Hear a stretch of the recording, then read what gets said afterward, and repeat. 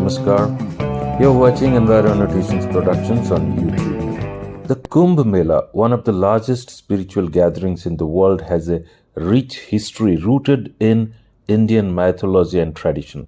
The festival occurs cyclically in four major locations: Prayagraj, also called as Allahabad, Haridwar, Ujjain, and Nashik, each on the banks of the sacred rivers Ganga, Yamuna, Saraswati, Godavari, and Shipra. The roots of Kumbh Mela can be traced to ancient texts like the Rig Veda, which mention bathing in sacred rivers for spiritual cleansing. In the medieval period, the tradition of large-scale gatherings at Kumbh gained momentum during the 8th century under the influence of philosopher Adi Shankaracharya.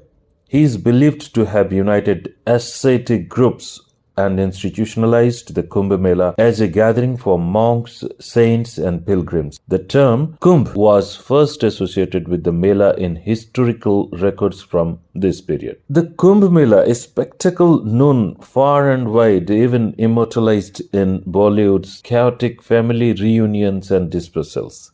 But today, we are ditching the cinematic cliches. We are diving deep into a matter of genuine significance: the water pollution in the Ganga. The National Green Tribunal (NGT) Principal Bench convened on 23rd December 2024 to address concerns regarding the deteriorating water quality of the Ganga and Yamuna rivers in Prayagraj, particularly in relation to discharge of untreated sewage and its potential impact on pilgrims during the major religious events, including the Magh Mela and the forthcoming Kumbh Mela. Now, to understand the background, the original application number 310 of 2022, you can also say OA number 310 of 2022, filed by Kamlesh Singh, raised the issue of environmental pollution caused by untreated sewage flowing into the rivers, exacerbated by the incomplete sewer line installations and inadequate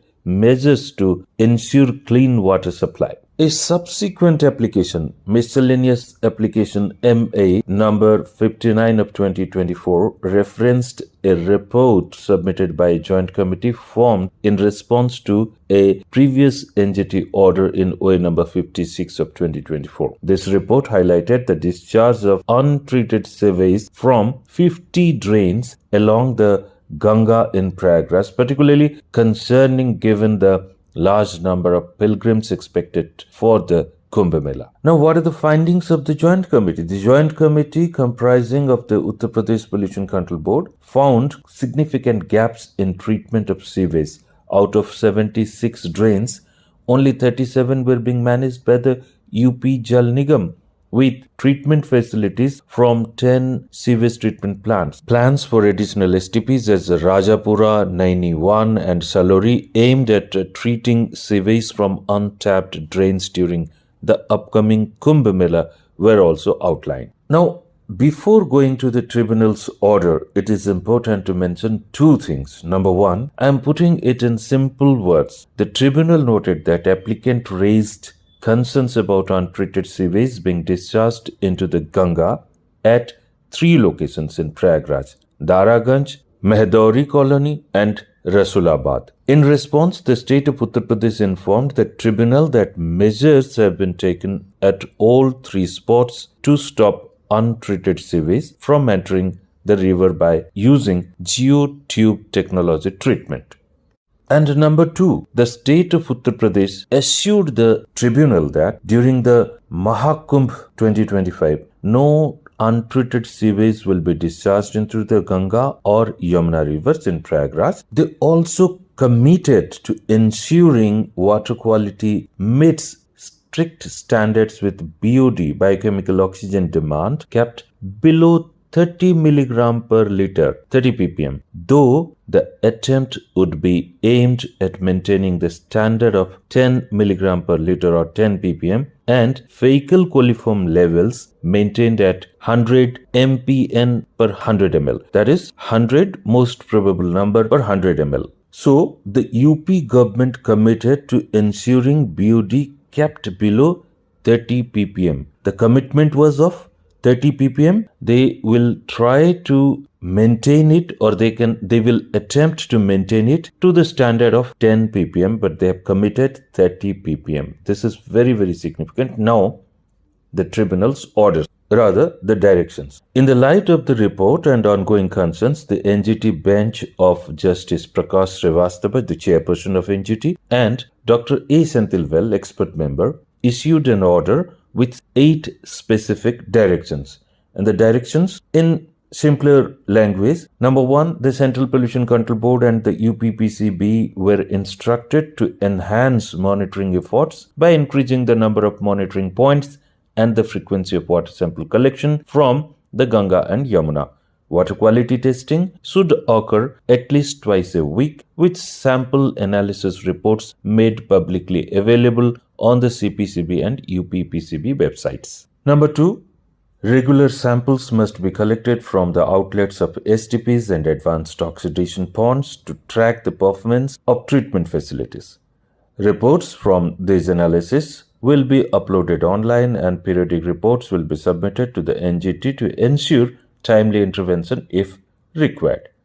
Number 3, authorities are required to manage solid waste generated during these events in compliance with the existing environmental rules. Special attention will be given to preventing untreated sewage and solid waste from being discharged into the rivers.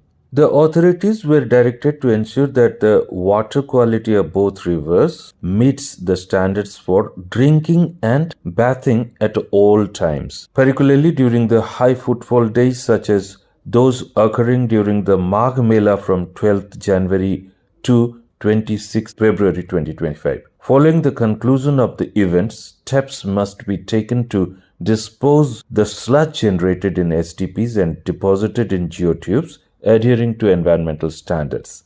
A performance report detailing this will be filed with the tribunal. The CPCB and UPPCB are also tasked with submitting comprehensive action reports on the status of compliance by 31st January 2025 and 28th February 2025. Now, to conclude, the directives of the NGT, India's apex green court, are undoubtedly aimed at safeguarding the water quality of the Ganga and Yamuna during the forthcoming religious event. However, 2 critical questions arise. Number 1, by accepting the UP government's commitment to maintain a BOD level of 30 mg per liter higher than the tribunal's own prescribed sewage disposal standard of 10 mg per liter, does this not risk setting a precedent that undermines the tribunal's own standards? A link to the NGT Order on Sewage Disposal Standards and a video link is also given in the description for your ready reference. Now, number 2, if the UP government aims to maintain the fecal coliform standard at 100 mpn per 100 ml, what is its commitment for the fecal coliform levels when the BOD is set at 30 ppm? So that's all in this video. Thank you very much for your attention.